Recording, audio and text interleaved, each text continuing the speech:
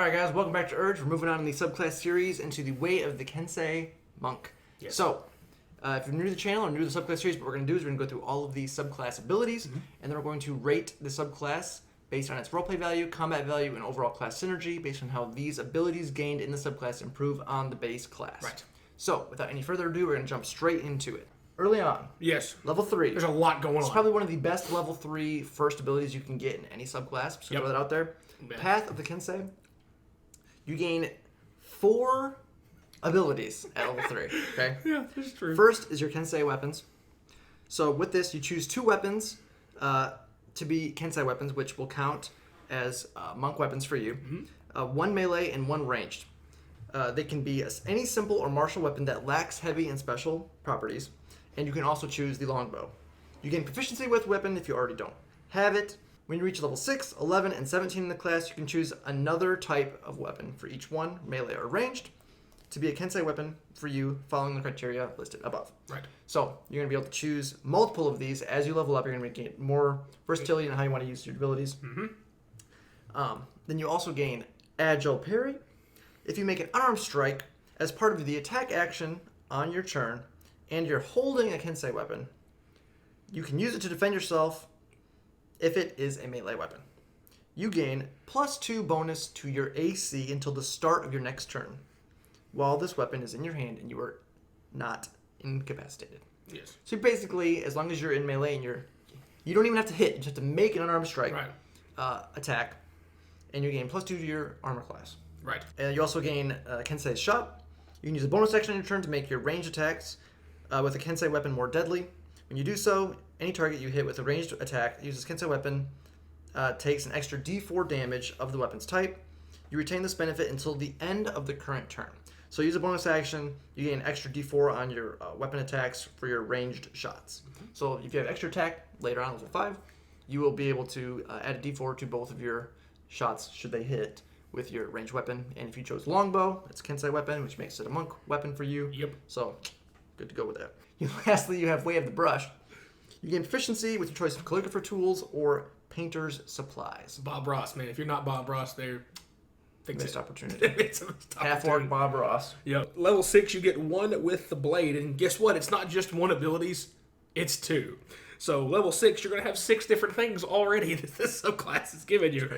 Magic Kensei weapons, essentially any weapon you have as a Kensei weapon gets to overcome the resistance to non-magical attacks from damage. A lot of creatures, especially once you get past like level 3, 4, have resistance to piercing or bludgeoning or slashing damage from non-magical attacks. It's very, very common in higher level creatures. All of your Kensei weapons can now overcome that. You also get Deft Strike, as when you hit a target with a Kensei weapon, you can spend 1 key point to cause the weapon to deal extra damage equal to your martial arts die. You only use this feature once on each of your turns.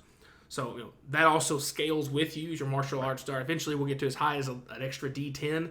So it's essentially, you're making 2 hits with the same weapon. So if you hit, it does double damage. Like you hit twice with 1 attack, and you still have your other extra attack.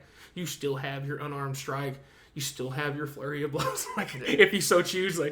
It just further ups your base damage in a hurry for 1 key point. Level 11, you get Sharpen the Blade. As a bonus action, you can expend up to 3 key points to grant 1 Kensei weapon you touch a bonus to attack and damage rolls when you attack with it. Bonus equals number of key points you spend.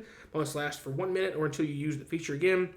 The feature has no effect on magic weapons that already have a bonus to attack and damage rolls. So if you have a +1 quarterstaff, it's not going to help anything. It lasts for a minute, so 10 rounds of combat, you're gonna be hitting a lot more times as far as probability goes, and just helps your floor damage. Right. Oh wait, there's more. Level 17, you get Unerring Accuracy. Level 17, your Mastery of Weapons grants you Extraordinary Accuracy.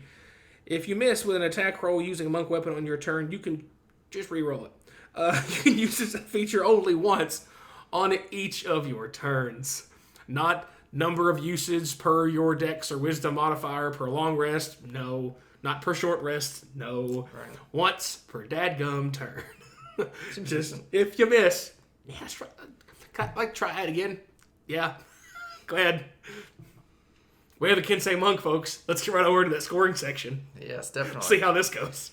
All right, so again, first up we have the roleplay value. Again, quick disclaimer. Yep. When we're looking at the RP value, we're looking at interacting with the world, interacting with NPCs, avoiding combat, non-combat scenarios, encounters.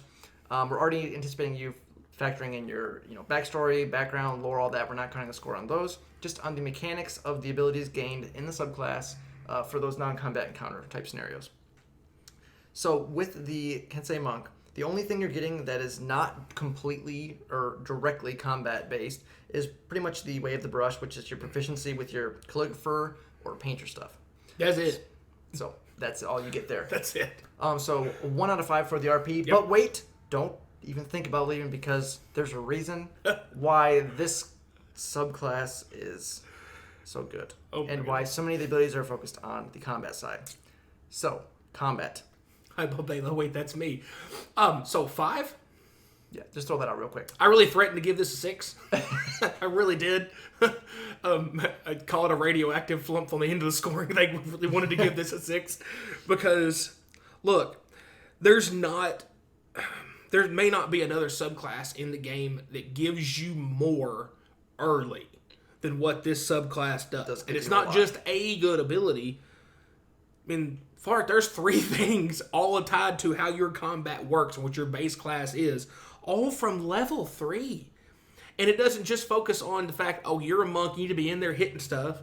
Oh, well, you can't get there because it's a caster who's sitting up in a tree trying to hide from you, throwing fireballs and fire bolts and whatever else from 300 yards away. He's like, well, I'm going to cover some of that distance. I'm going to shoot him with a longbow because, I'm a ranger in monk form and I can just go ahead and use that. Yeah, then use your bonus action. And use your bonus action to make it do an extra 1d4 damage. Because you know what that doesn't take? Any of your key points. Just every turn, you're not in range to do anything with your whatever martial weapon you chose to use that isn't heavy or reach. You could still take a versatile weapon like a battle axe, so it does 1d8. Oh, versatile, it's a d10 melee damage weapon that you could still make an armed strike with your free bonus action. And then you get plus 2 to your armor class. Guess what? When you make your unarmed strike. You made an unarmed strike in melee range. Let's just increase your AC by 2. And, that doesn't cost a key point.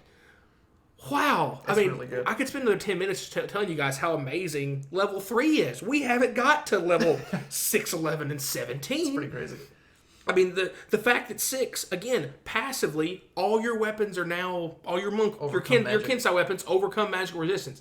It's a simple thing, but again, if for some reason your weapon gets stolen off of you, you have multiples. It's unlike, with a Hexblade Warlock, for example, you have a weapon that is your Hexblade weapon. You can magically summon it and things like that, but it's just one.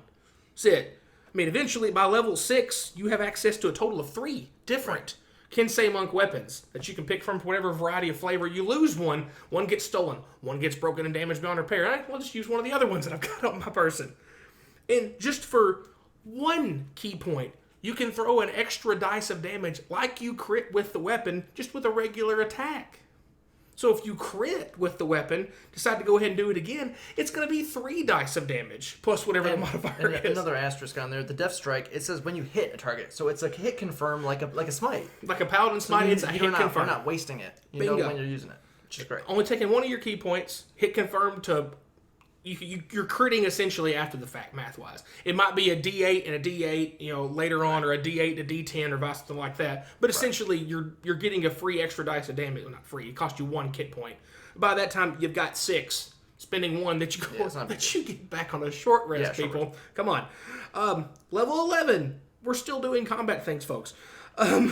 You can, as a bonus action, on your opening turn, spend up to, you can choose 1, 2, or 3 if you really want to go at it. Once you have 11, again, you get them all back on a short rest anyway. Spend 3 key points. Your proficiency is already 4 at that point. If your dex it's going to be at least 18 at this point. If you're doing things right, it probably is going to be 20, but it's at least 18 at this point. So you're going to have a plus 4 from your dex, a plus 4 for your proficiency, a plus 8 to hit. This gives you a plus 11 to hit. Then your weapon's going to be doing, let's just say 1d8 plus 7 with each attack for the next 10 rounds of combat. Right. Goodness. And you can use, flurry of blows, extra damage, death strike, extra damage. Yeah. If you hit it with unarmed strike, you get plus 2 AC. If you're ranged, you can add D4 to your damage. It's just good. The thing is, I think the crazy thing is, like with the Kensei shot, If you're at range, you don't care. You Bonus, get extra bonus, damage. bonus damage. You're in range. There's no penalty. You're in melee. You have extra armor class. Yeah. Why? I mean, there's no reason not to, unarmed strike. Eventually, you're just like, I'll spend 2 key points and just do extra damage anyway. Right. And still get my AC bonus without having to spend extra key points. Yeah. I'll get the last one out quickly for time's sake. You once a turn, because you're a monk and you swing 17 times a turn if you choose to, because of all the other flurry of blows and things you get to do. You just missed one of the attacks, and you really want to make sure, or you just have the worst possible luck. You've missed all your attacks, which is not going to happen. Unless you're one guy in our play group, he might have a round like that. But anyway, you just, every turn, you get a free reroll. Every single time. I mean, you're a monk, you got all those attacks, you're going to be hitting at least once. But if you miss one time out of your 3 attacks, just regularly, your extra attack, and your bonus action, unarmed strike, you missed one of those. For free, just swing again. No points spent. It's basically like a pseudo advantage. Yeah, it's essentially it is. Yeah. It's nuts. 5. Don't argue with me. It's a 5. It's definitely very good. I'm surprised they didn't put any limitations on any of the abilities. Yeah. I mean, yes, there's key points, but you get them back in short rest, so you're not really that concerned about No ability in this subclass requires you to spend more than 1 key point. Yeah, right. You can spend up to 3 on one, but it's choice. Yep. Versatility, and it's always effective. You're effective at any range. Right, You're always effective in combat. You have 3 different abilities that are buffs and sources you get that take no key points to use. Right. Just either bonus damage, helping yourself stay alive with more AC, or if you miss, just swing again for free. No key points spent. Very, very, very good in the combat side. Probably one of the better subclasses in the game. Again, but we're not comparing subclass to subclass here. We're just saying this subclass, in terms of scoring, combat, it's just a matter of very strong. It is the most efficient way to do reliable damage the way it's all geared around. That's a great way to say it, dude. It's very reliable. You're not going to be doing like huge burst damage, but you're going to be consistently putting out solid turn damage. after turn after turn. And then you also have the options, with base monk. You can stunning strike and and it gives you more free will to like stunning strike every turn because you're not spending your key points on much anything else besides right. Let's just crit this one. Okay, yeah. I hit it. Let's crit it. Right. There's your slogan for Kensei Monk. Hit it and crit it. Hit it and crit it. That needs to be a T-shirt. Then, if we ever start making a store, that'd be the first shirt we make. So, lastly, overall synergy. I don't think there's really much to be said after going over everything again in combat. This is another 5, guys. No, just because it's 5. It's not even close because, like we said, every ability is going to be working with the main synergy in the monk class, which is getting your flurry of blows, getting your key point usage, being able to use your monk weapons, but then getting extra things that can be used as monk weapons that are better than the base class provided. You're effective at every range, guys. You're effective at distance with your Kensei shot. You're effective up close with your agile parry, and you can paint. So there's that. All right, look, Bob Ross happy accident clouds, and if somebody insults your happy accident cloud, they're gonna get hit crit multiple times. And with a bow, from a long bow from 100 yards away, and then when you get in range, you hit him in the teeth, whatever weapon you so choose. Yeah, just go at him, boys. Right. But I don't think there's really much more to be said about this one, guys. This is definitely a very combat-oriented subclass. Again, there's not much going on the RP side of things other than you can paint.